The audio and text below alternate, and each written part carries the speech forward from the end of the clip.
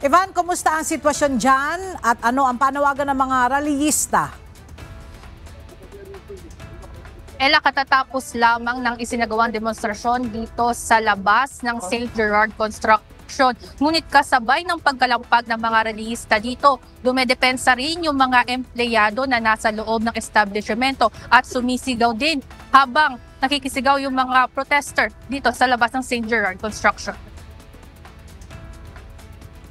Muling nagkaroon ng kilos protesta sa labas ng St. Gerard Construction sa Pasig City. Ngayong araw, nasa 100 mga rallyista ang nagpunta rito upang ipanawagan na gawing accountable sina Sara at Curly Discaya kasunod ng pagkakaugnay bilang mga contractors sa mga maanumalyang flood control projects sa bansa.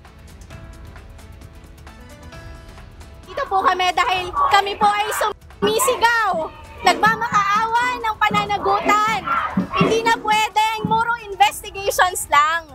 Dapat may managot dahil this is the same style of corruption. Naramdaman na natin to sa Napoles scam, sa Formally scam. Kailangan ngayon may mapakulong, may mapanagot na mga public officials, na mga politiko.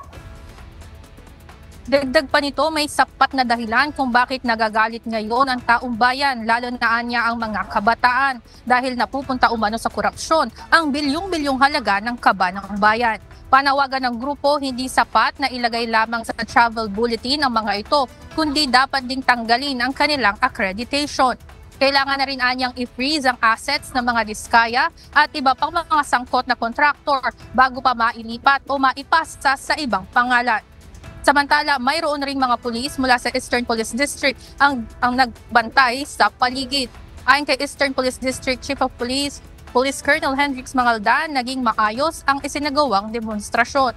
Aniya, normal at conservative deployment o hindi lalagpas sa 100 pulis ang nagbantay dito, habang mayroon ding kinuhang permit ang protest group mula sa City Hall.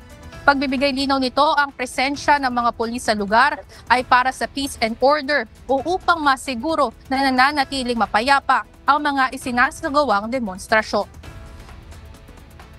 Ella, pagtitiyak ng Eastern Police District, patuloy silang nakamonitor dito sa paligid kung sakali man na mayroon pang maganap o mayroon pang mga susunod na demonstrasyon na mangyari dito.